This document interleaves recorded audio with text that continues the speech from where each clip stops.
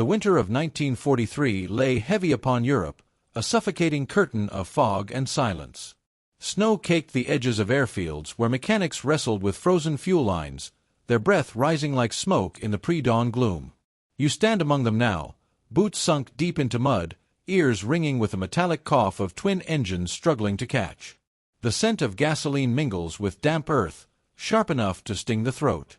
Then, through the mist, its silhouette appears. Not a single fuselage, but two, bound together by a cockpit that looks more like the command bridge of a destroyer than an airplane. Twin tails cut against the fading stars. Men on the ground call it the lightning. The Germans call it something else, a mistake. Across taverns in Munich and barracks in Lille, Luftwaffe pilots laughed at this ungainly intruder. They scoffed at its twin-boom frame, its supposed clumsiness, its oversized presence. "No ace would ever fear such a beast," one German officer remarked. To them, it was not a fighter, it was an engineering indulgence destined to fail. But arrogance is a dangerous currency in war, and it spends fast. Imagine yourself strapped into that cockpit, oxygen mask tight, eyes straining through a canopy shimmering with frost. At 25,000 feet, the world is silent save for the thunder of twin Allisons. Below, smoke coils from a shattered rail yard. Above, silver specks dive out of the sun. Messerschmitts, sharp-nosed and eager. They expect a slaughter. Instead, they meet something faster, higher, more enduring than anything they had planned for. Gunfire flashes like strobe lights in the frozen sky. A split-second burst from the lightning's nose rips through a German fuselage, scattering metal like burning confetti. The fight is no longer the hunter's game. It is a reckoning. What was mocked as a clumsy fork has become a devil's trident, and every strike writes a new entry in the ledger of air war. But this is not just a story of machines. It is a story of men who climbed into these twin-engined predators with fear, defiance, and the unshakable weight of survival. Diaries whisper of exhaustion in freezing cockpits, of maps curling in desert heat, of laughter in mess halls that turned to silence when the fork-tailed silhouette appeared overhead. History lives in those margins, where arrogance meets innovation and lives hang in the balance. And that is why we begin here, on this frozen morning of 1943, with engines growling against the sky. Because what follows is more than statistics and diagrams. It is the tale of how mockery became fear, how fear became defeat, and how an aircraft dismissed as a mistake carved its legend into the clouds of Europe. Stay with us, because in the next 2 hours, you will not just learn about the P-38 Lightning. You will feel it, the cold bite of altitude, the roar of twin propellers, the terror of being hunted and the relief of survival. If you want more forgotten machines and hidden battles brought back to life in cinematic detail, subscribe now and join this journey. History is not past. It waits for us, like contrails across the dawn. Europe in late 1942 resembled a vast board of chess pieces soaked in smoke and blood. The Luftwaffe still carried itself with the swagger of a predator, even though attrition gnawed at its bones. Veterans of the Spanish Civil War strutted through airfields, their Messerschmitts polished like parade swords. To them, the new American machine was not a threat but a punchline. In briefing halls across occupied France, German instructors unfurled photographs of Lockheed's bizarre twin-boomed creation. Laughter followed like clockwork. "A flying fork," one officer joked, tapping the paper with his pointer stick. Another dismissed it as an engineer's daydream gone wrong. These were men who had measured their pride against the Spitfire and lived to boast. They were not about to be impressed by a contraption that looked as if it had been designed by committee over too much California sunshine. Pamphlets distributed among Luftwaffe units echoed the derision. The P-38, they claimed, was neither fast enough to chase nor nimble enough to flee. A clumsy toy with too many moving parts. Some propaganda leaflets even christened it Der Fliegende Irrtum, the flying mistake. It was mockery served with confidence, the kind of confidence that ignores the possibility of choking on its own laughter. Yet the Americans saw something different. From the dusty manuals of Lockheed's engineers to the scrawled notes of young mechanics, the Lightning was described as temperamental but promising. Its twin engines gave it not only speed but survival. Its ceiling surpassed that of most German fighters. Its range stretched over continents. In a war where bombers were bleeding themselves dry trying to reach Berlin, these were not luxuries, they were lifelines. But the truth was never tidy. Early deployments exposed quirks that seemed to confirm German ridicule. In North Africa, cockpits turned into ovens. Pilots baked inside their own machines, some reporting maps curling like autumn leaves on their laps. In Norway, the same aircraft froze to silence, Allison engines coughing like old men in winter fog. Luftwaffe propagandists gleefully weaponized these complaints. Leaflets mocked it as the hot stove of Africa, the cold coffin of Norway. The fork-tailed devil, it seemed, was destined to die of embarrassment before it ever proved itself. Still, reports began to filter back from the front lines, quiet as whispers at first. German bombers forced to scatter over Tunisia. Italian supply ships crippled under precision strafing. American crews limping home on a single functioning engine, battered but alive. These were not statistics yet, but they were hints. And hints have a way of becoming warnings. One diary entry from an American pilot in Tunisia captured the turning tide with a single line: "They laughed at our machines in Munich, but they don't laugh when they see our contrails above theirs." In that sentence, irony and steel intertwined. The Luftwaffe's mockery was still ringing, but the sound was beginning to hollow. The deeper problem for Germany was not mechanical, it was psychological. They had judged the lightning by appearances, assuming it too ungainly to matter. They expected a curio, a sideshow. That expectation blinded them. Even as Allied raids lengthened, as contrails stretched further into occupied airspace, German commanders clung to their caricature of the lightning. Arrogance works like frostbite, it numbs before it kills. By late 1943, the Luftwaffe still held cards of skill and experience, but cracks widened. Veteran aces could no longer dictate the terms of every encounter. When lightning squadrons appeared over Italy, over the Mediterranean, even over the Alps, the laughter grew quieter. By the time the aircraft earned its sinister nickname, Gabelschwanz Teufel, the fork-tailed devil, the irony was complete. A joke had transformed into a curse. And this is the pivot on which the story balances. The Luftwaffe dismissed the lightning as a mistake. American crews cursed it as a burden. Yet in the cauldron of war, quirks became strengths, ridicule became dread, and the ungainly outsider rewrote the rules of survival in the sky. The stage was set for a duel not merely of machines, but of perceptions. The question was no longer whether the lightning could fly. The question was whether Germany could afford the price of laughing too soon. The Luftwaffe's ridicule of the P-38 Lightning was not merely arrogance, it was strategic blindness. By dismissing its unconventional shape and temperamental systems, German command ignored its true advantages: twin-engine survivability, high-altitude performance, and unprecedented range. What began as a punchline in mess halls evolved into a nightmare in the skies. The lightning story is less about perfection than about adaptation, and the cost of laughing at what you don't understand. Every machine of war carries a secret logic, hidden beneath the surface metal. The P-38 Lightning's logic was built around three intertwined ideas: survivability through twin engines, dominance at high altitude, and endurance across vast ranges. To grasp why the Luftwaffe underestimated it so badly, we need to peel back the layers of engineering. Start with the engines. Most fighters of the era carried a single power plant. Lose it, and you lost the machine. The Lightning broke that convention with two Allison V-1710 engines, each producing over 1,000 horsepower. Even more remarkable, the propellers rotated in opposite directions, counter-rotating, so torque forces that usually yanked a fighter sideways were cancelled out. Imagine two wrestlers pushing equally against each other. The pilot in the cockpit feels balance instead of a struggle. This meant the P-38 climbed smoothly where a Messerschmitt or Spitfire twisted under its own power. And if one engine quit, the other could limp the pilot home. 4 bomber crews watching dogfights unfold above them, that detail was no abstraction. It meant their escort fighters actually survived long enough to stay on station. But power is only useful if it breathes well at altitude. At 30,000 feet, air thins until ordinary engines wheeze.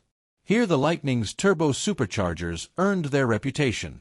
These devices forced compressed air into the cylinders, keeping horsepower alive where German fighters gasped. Think of a mountaineer with bottled oxygen while his rival climbs bare-chested. The result was a ceiling of over 44,000 feet, 5,000 to 6,000 feet higher than the Luftwaffe's most common machines. In the chessboard of bomber escort, that altitude edge mattered more than any sleek line on paper. Then there was range. German fighters could loiter roughly 500 miles before fuel gauges demanded retreat. The Lightning stretched more than 1,300 miles, depending on drop tanks and load. Strategically, that number was devastating. It meant the Luftwaffe could ambush, but not pursue. They could strike, but not linger. Meanwhile, Lightnings shadowed bombers from takeoff to target and back again. For German pilots, accustomed to timing raids to the minute, this endurance shattered rhythm. One captured officer admitted, "It felt as though the Americans had infinite fuel and infinite patience." Of course, innovation has its price. The Allison engines were temperamental, prone to coolant issues in the desert and freezing quirks in the Arctic. Turbo superchargers often jammed their wastegates, robbing pilots of power at the worst possible moment. And maintaining two engines doubled the workload for ground crews who were already stretched. As one mechanic quipped, every Lightning was 2 chances to fly and 2 chances to fail. Still, when working as intended, the design delivered striking tactical advantages. Consider firepower. Most fighters of the time carried wing-mounted guns that fired at angles, converging only at a chosen distance. Accuracy was guesswork. The Lightning placed all its teeth in the nose. 4.50 caliber Brownings and a 20 mm cannon, all aligned with the pilot's sight. Pull the trigger, and every round flew straight down the line of vision. Short bursts shredded even heavy aircraft. German pilots who had once laughed at the ungainly twin tails discovered that a single head-on pass could erase them from the sky. To illustrate these margins, wartime analysts often chalked comparisons on briefing boards. A Bf-109G could reach about 398 miles per hour, a FW-190A about 408.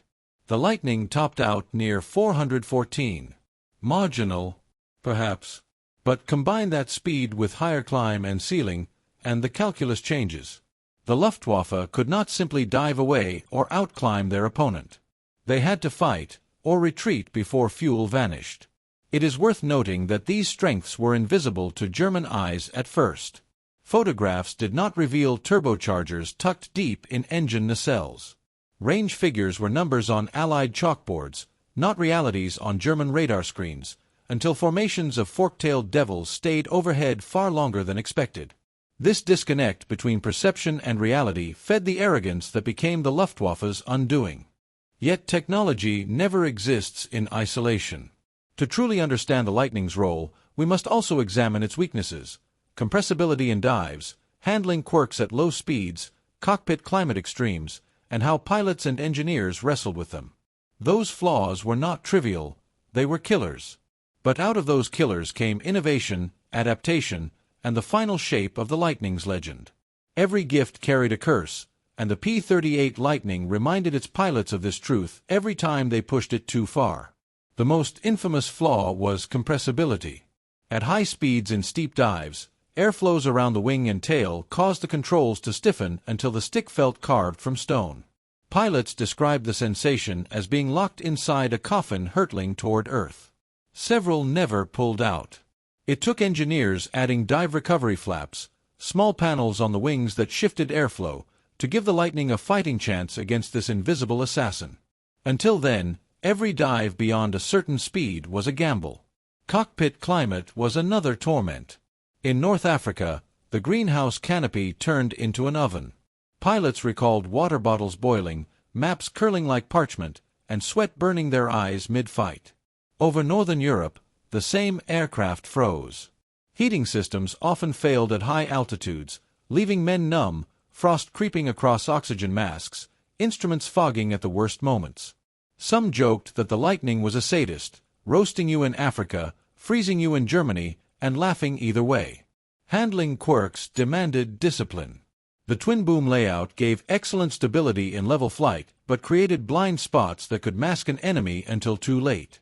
At low speeds, the big airframe felt heavy, sluggish in turns compared to a Spitfire or a Bf-109. A pilot who tried to circle duel a German fighter often paid with his life. The Lightning was built for slashing attacks, hit-and-run passes, altitude advantage. Misuse was fatal. One squadron manual bluntly warned, "Do not dance with a messer, stab and break away." Maintenance crews bore their own burden. 2 engines meant double the spark plugs, double the fluids, double the headaches. Turbo superchargers required careful adjustment, and failure often grounded entire squadrons. In field conditions, muddy strips in Italy, dusty airfields in Tunisia, keeping the Lightning airworthy was closer to black magic than routine service.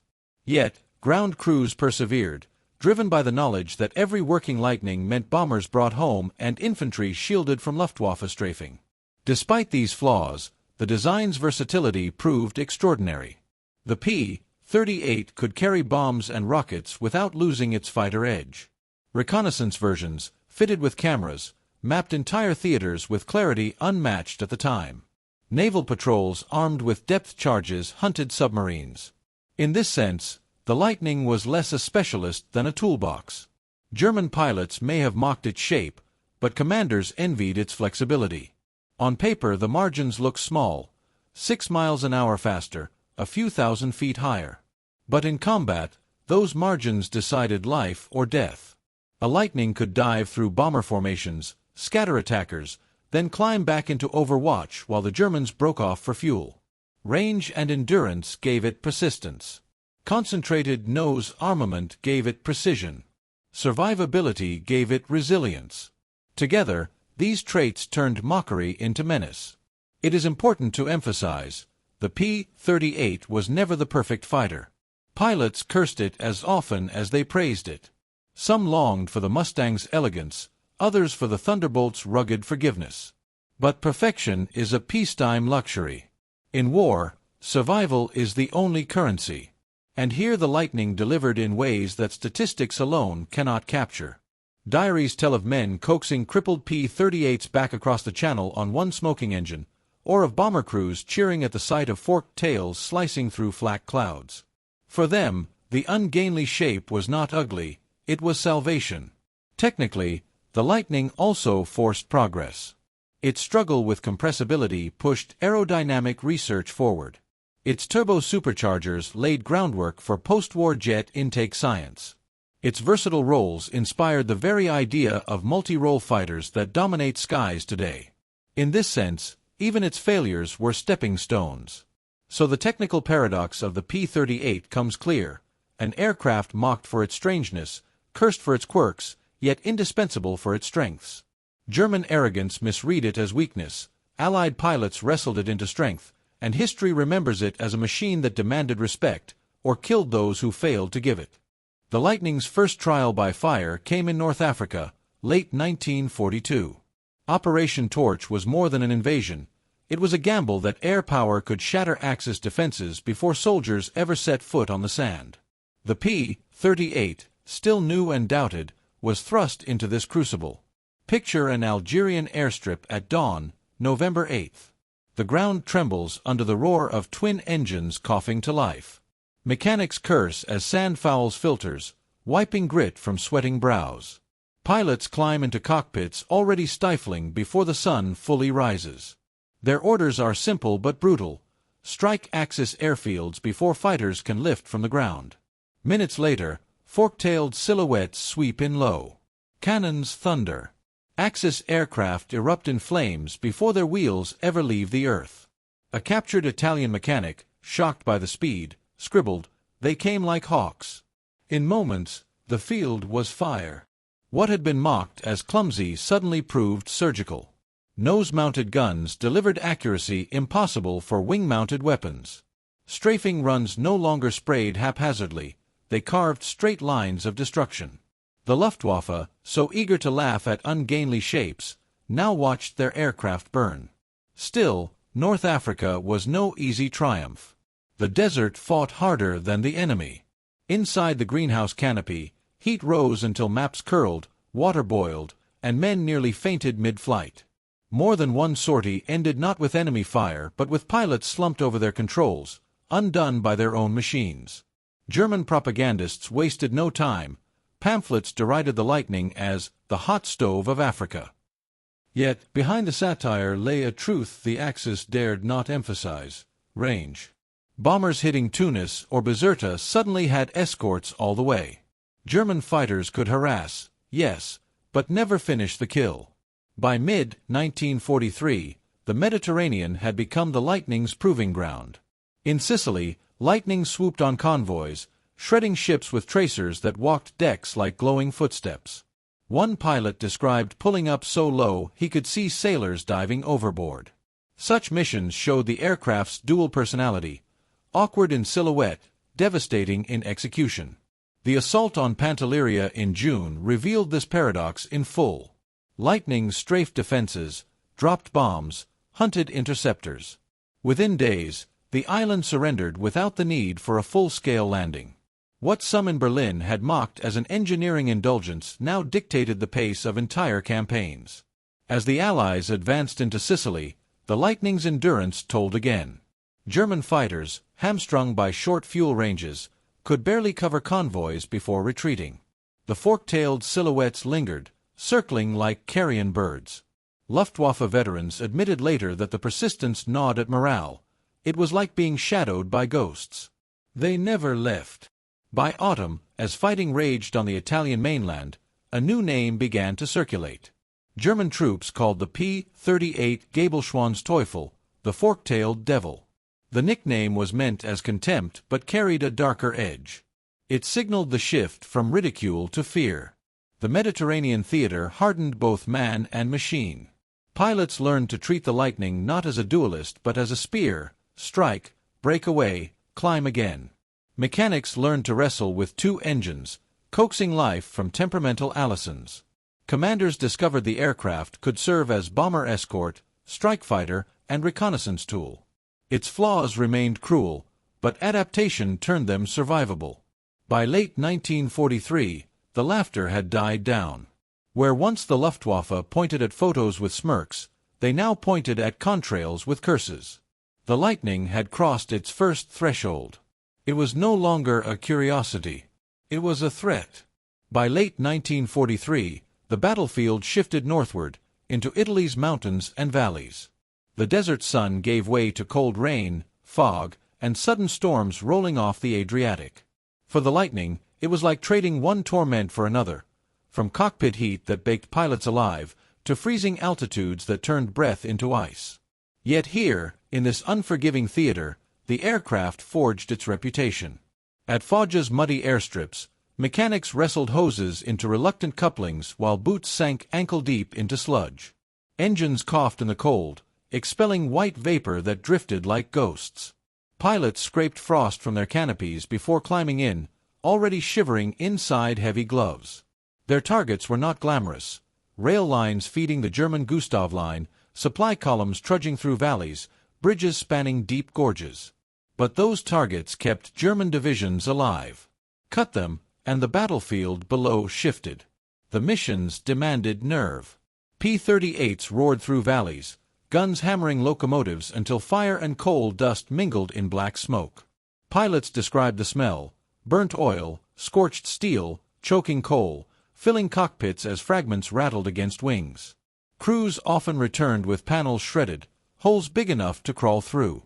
Yet the twin engines gave them a chance. A Spitfire struck in the same way would spiral down. A Lightning, coughing and limping, often clawed back to base. German fighters, many fresh from the Eastern Front, expected easy prey. Briefings still described the American twin boom as clumsy in turns, ripe for ambush. But altitude betrayed those assumptions. At 30,000 feet, contrails etched scars across the sky. Luftwaffe formations dove, only to find the Lightning climbing past them, flipping the tables. One veteran admitted later, almost grudgingly, "We thought it would lumber. Instead, it met us head-on, and suddenly the sky was tracers." In these duels, the Lightning's nose-mounted firepower became decisive. A short, precise burst could slice through even a heavily armored FW-190. Survivors noted how it felt like being struck by a single, massive hammer. There was no scatter, no guessing convergence. If the pilot had you in his sight, you were in danger. The terrain demanded new tactics. German fighters used the jagged peaks as cover, ambushing bombers in narrow valleys. Lightnings adapted by flying escort deep into these treacherous zones, weaving above the bomber streams like watchful wolves. A squadron leader over Anzio recalled, "They came out of the clouds, claws first. But we were there.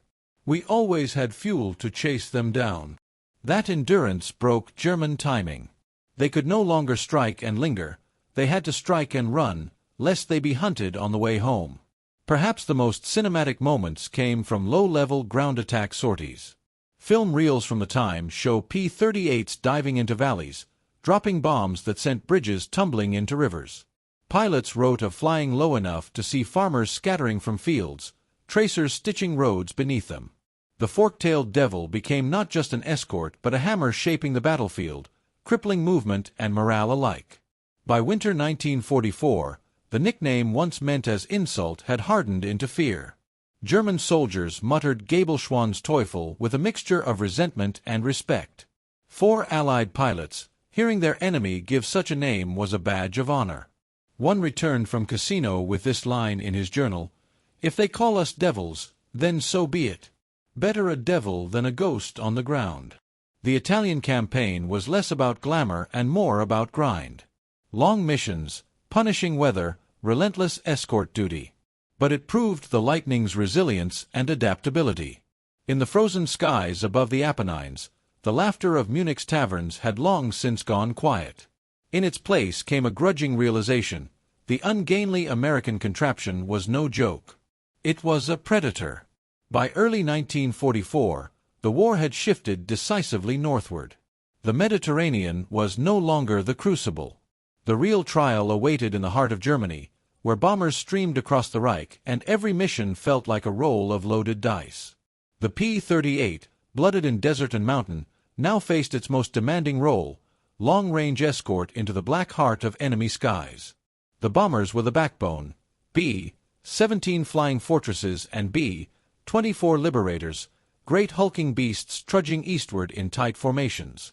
Without escort, they bled horribly, whole squadrons shredded by cannon fire. Into this maelstrom flew the fork-tailed Lightning.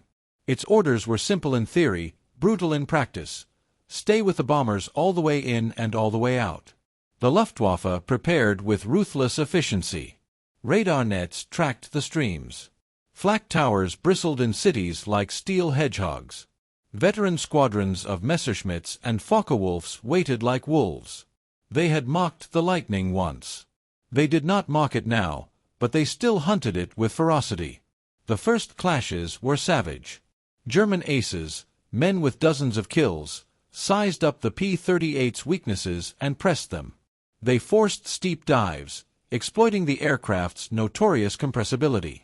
They lured it into turning fights where its bulk betrayed it. In those early months, Lightning squadrons suffered. Reports tell of flights disappearing within minutes, pilots describing the sky as full of black crosses, everywhere you looked another burst, another tracer. And yet, the Lightning struck back. Its range meant German fighters could no longer count on bombers being abandoned halfway. Its nose guns shredded attackers in single, lethal bursts. Luftwaffe pilots accustomed to wing-mounted scatterfire suddenly found themselves erased in seconds. Analysts noted that the Lightning often required fewer rounds per kill than any Allied fighter. Numbers spoke where arrogance failed. The resilience of the design became legend. Stories circulated of Lightnings limping home across the channel with one engine dead, tails half gone, controls barely responding. One such cripple staggered back from Regensburg, its pilot trembling, pale, but alive. Every such return whispered a cruel truth to the Luftwaffe. To kill a Lightning, you had to kill it twice. Tactically, American squadrons adapted. At first, they clung tight to bombers, waiting to react. Losses mounted. Then the doctrine shifted. Lightnings pushed outward, patrolling ahead and to the flanks, intercepting hunters before they struck the bomber streams.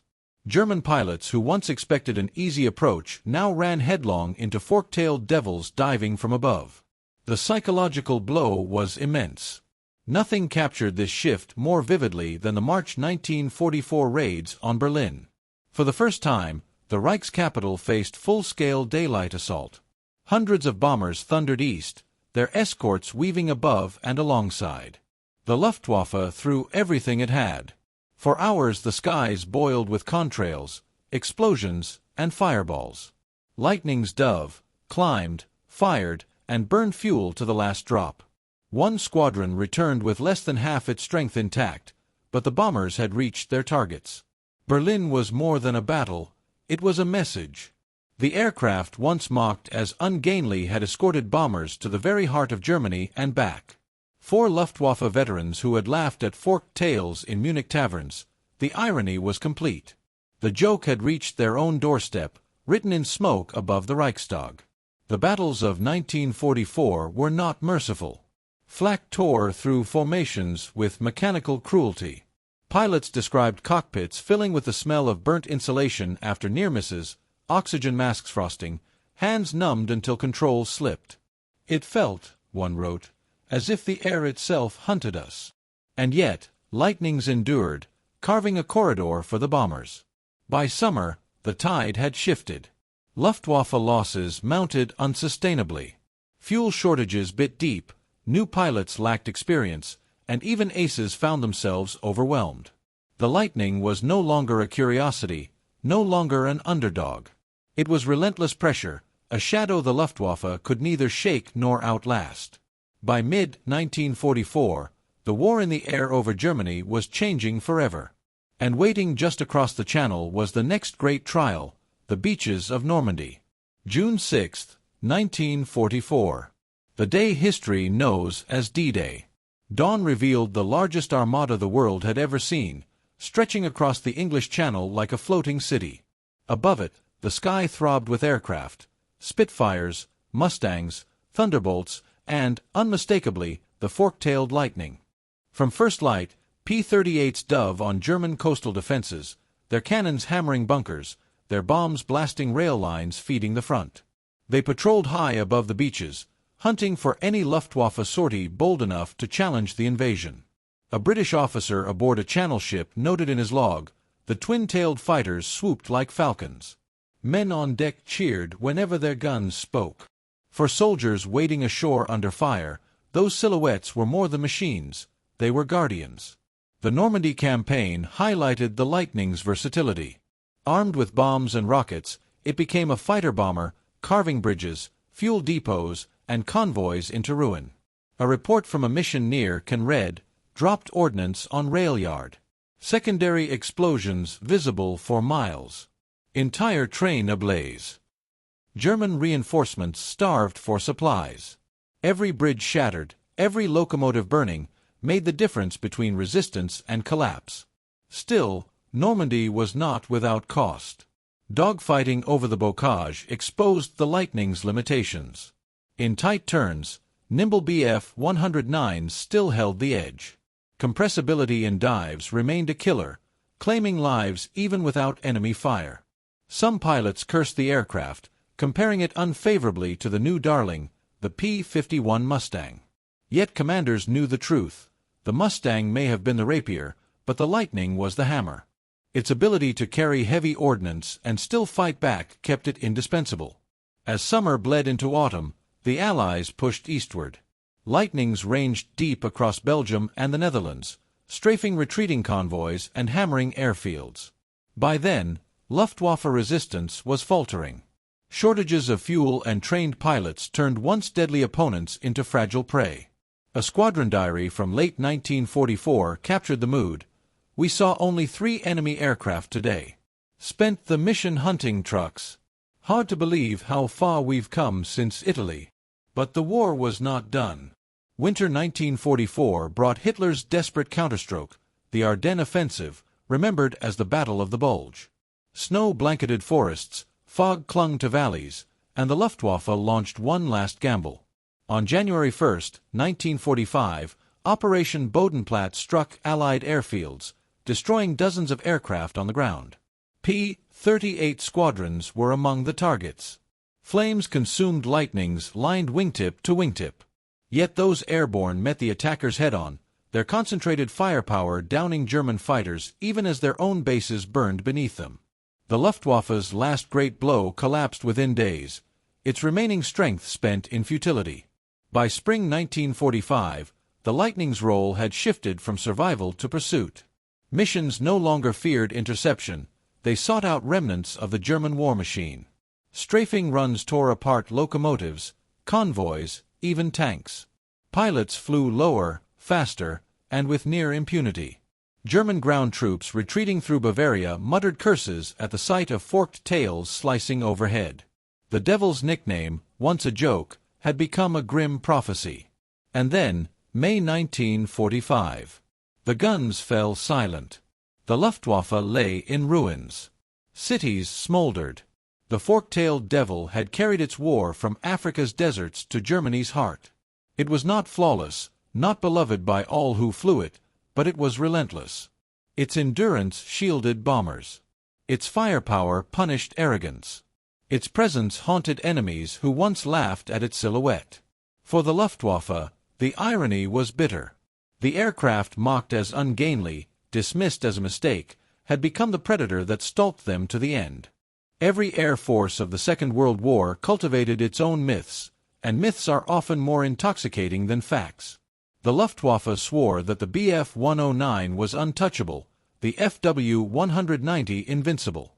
The Americans, in turn, crowned the P-51 Mustang the knight in shining armor. And somewhere between the champagne toasts of Berlin and the propaganda reels of Washington, the ungainly Lightning sat, mocked, doubted, and yet indispensable. Begin with the Luftwaffe's laughter. They called the P-38 a flying mistake, a fork with delusions of grandeur. Instructors used its photograph as comic relief during briefings. One German officer, with smug precision, wrote home that no ace will ever fear such a contraption. He was right in one sense. Fear came later, after the contraption carved his comrades into confetti. Nothing ages faster than mockery tested in combat.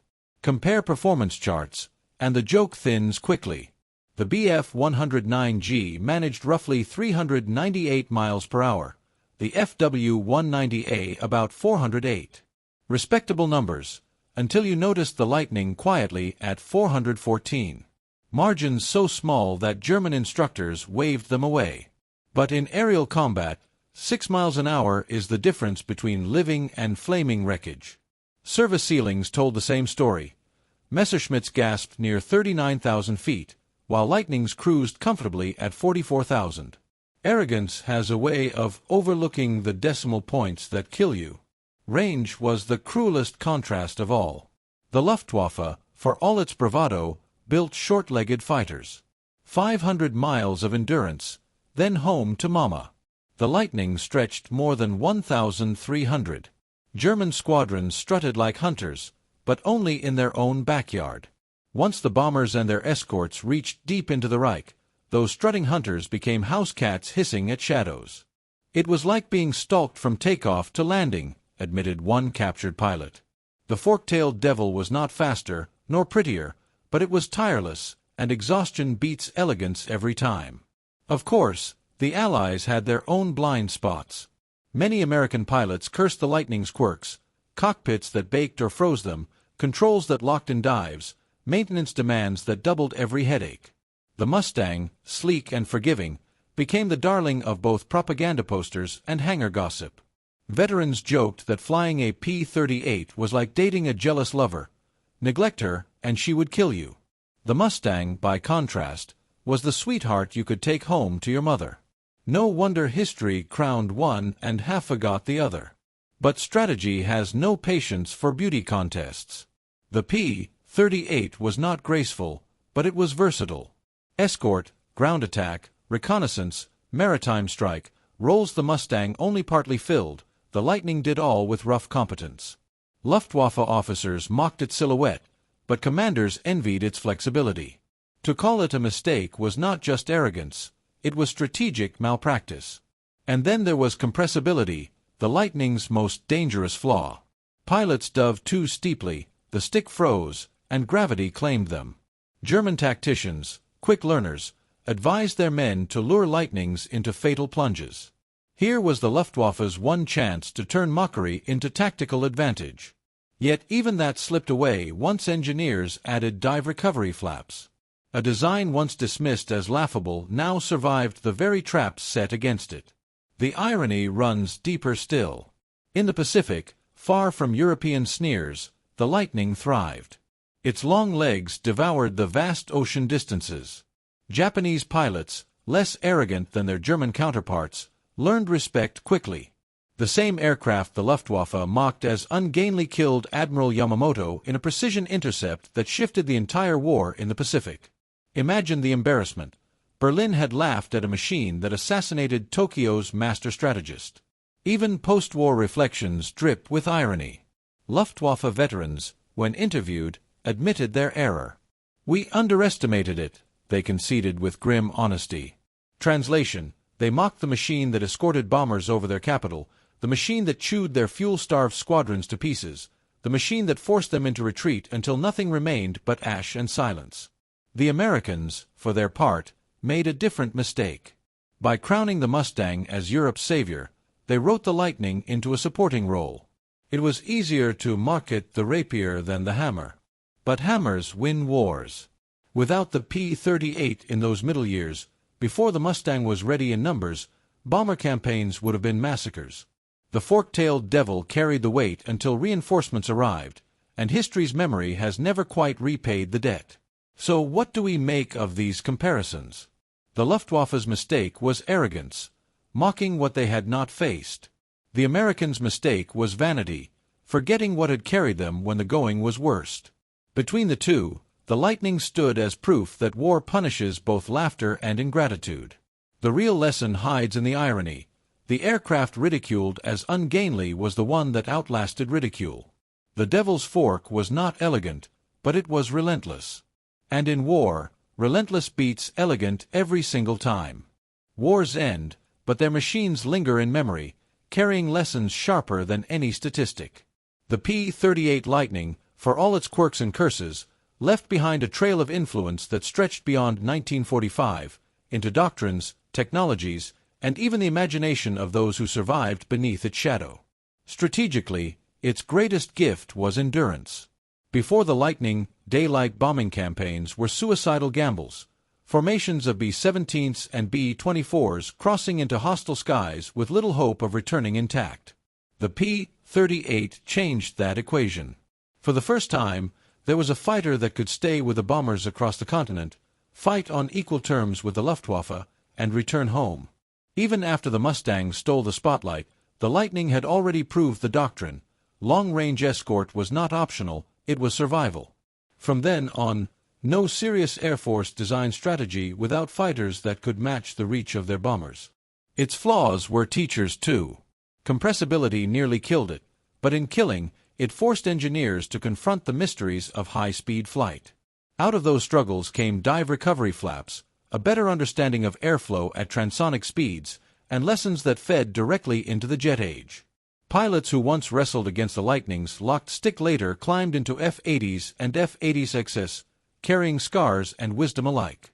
In this sense, the Lightning was not a dead end but a bridge, a difficult, dangerous bridge across which aviation stumbled toward the future.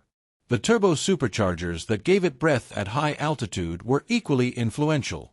Their quirks frustrated ground crews, yet their principle, squeezing thin air into horsepower, was echoed in the jet compressors that followed. Engineers who cut their teeth taming Allison engines would later refine turbines roaring at 10 times the speed. The fork-tailed devil may have looked ungainly, but inside its nacelles lay the DNA of modern power plants. Even its silhouette left echoes. The twin-boom layout, so alien in 1941, became iconic. Few designs copied it directly, but it gave permission to experiment. It whispered to engineers that symmetry was not sacred, that daring could triumph over tradition. The daring of Clarence "Kelly" Johnson's team, mocked at first, became the ethos of Lockheed for decades, culminating in aircraft like the U-2 and State Route 71, machines just as strange, just as groundbreaking, and just as vital. For those who lived under its wings, the Lightning's legacy was visceral, not technical. To bomber crews, it was salvation. Forked tails overhead meant they might live to see another dawn. To infantry slogging through Italy or France, it was thunder on the horizon, tearing German convoys apart. To Luftwaffe veterans, it was a grim riddle, an opponent they had once mocked but came to fear. In the Pacific, the story took on legend. The Lightning's range turned endless ocean into a hunting ground. It escorted bombers across atolls, struck shipping lanes, and executed the mission that killed Admiral Isoroku Yamamoto in 1943, a surgical intercept that removed the architect of Pearl Harbor. That single operation sealed its place in American memory as more than a fighter, it was retribution with wings. After the war, Lightnings lingered in new roles. Reconnaissance variants mapped shattered Europe, surveyed borders, and even charted the first outlines of the Cold War. Civilian conversions hauled cargo, carried mail, and raced in peacetime competitions. Yet the jet age arrived quickly, and by the late 1940s the fork-tailed devil, once a terror, was a relic. Many were scrapped, others mothballed. Only a handful survived to grace airshows, where their thunder still silences crowds. Memory is a battlefield too, and here the Lightning fought unevenly. The Mustang, with its glamour and forgiving nature, stole the laurels. The Spitfire, with its elegant silhouette, remained Britain's sweetheart. The Lightning became the unsung workhorse, respected by veterans, overshadowed in legend. And yet, for those who knew it, the bond was fierce. One pilot said decades later, the Mustang was a sweetheart.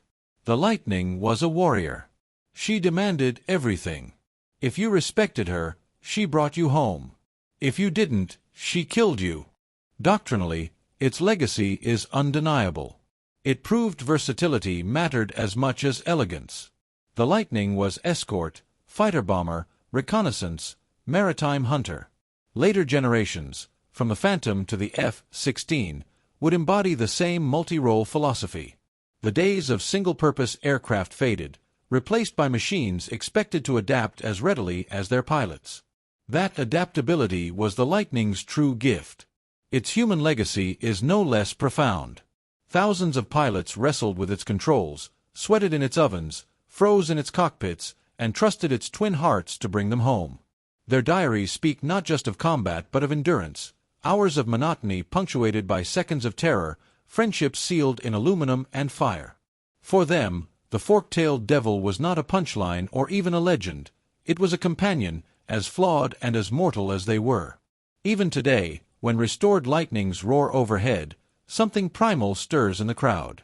Children stare at its twin booms, adults fall silent, veterans wipe their eyes. It is more than nostalgia.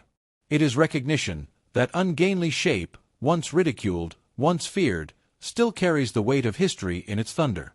And perhaps the greatest irony of all, the Luftwaffe's nickname endures. Fork-tailed devil, once spat with contempt, is now a badge of honor.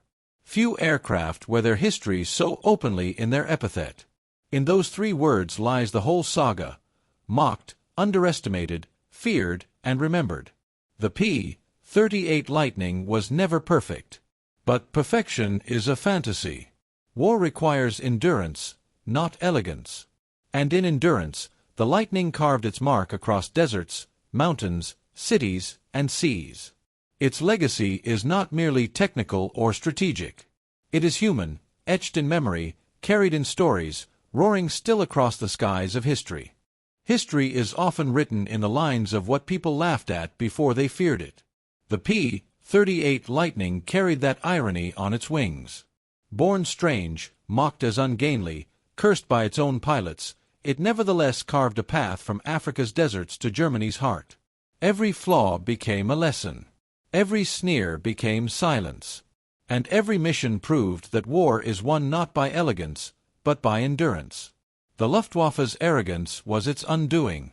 They dismissed the Lightning as a flying mistake, a twin-tailed curiosity with no place in serious combat. By the time they realized their error, contrails of fork-tailed devils stretched across their skies, escorting bombers over Berlin. Their laughter had turned to dread. The Americans, too, nearly forgot the truth. The Mustang became the glamorous symbol, the Lightning the difficult workhorse. But ask the bomber crews who saw forked tails above them on long missions, ask the ground troops who watched convoys shredded before their eyes, and the story changes. To them, the Lightning was no sideshow, it was survival. The lessons endure. Never underestimate the strange. Never dismiss the unorthodox. And never laugh too quickly at what you do not yet understand. The Lightning story is proof that innovation often looks awkward before it looks inevitable. Its silhouette, once a punchline, is now iconic. Its quirks, once curses, are now milestones in the path to modern flight. And perhaps the most human lesson, respect your tools. Pilots who treated the P-38 lightly often paid in blood. Those who respected her, who learned her rhythms and limits, found a warrior that would fight to bring them home. War is cruel enough, arrogance only makes it crueler. As we close, remember this is not just a tale of rivets and horsepower. It is the story of men and machines tested beyond their limits, of enemies who mocked and then feared, of lessons written in contrails and fire. If you've stayed with us through this journey, you felt a fraction of that history. The heat of North Africa, the cold bite of Italian altitudes, the firestorms over Berlin, the thunder above Normandy. And if you want more hidden battles, more forgotten machines, more stories where irony and endurance collide, this is only the beginning. So before you go, make sure to like this video, share it with those who think history is just dates and names, and subscribe to the channel. Because here, we don't just recite the past, we bring it back to life. And the next story, waiting just beyond the horizon, might be even stranger, even darker, and just as unforgettable. The fork-tailed devil has landed. But history never rests.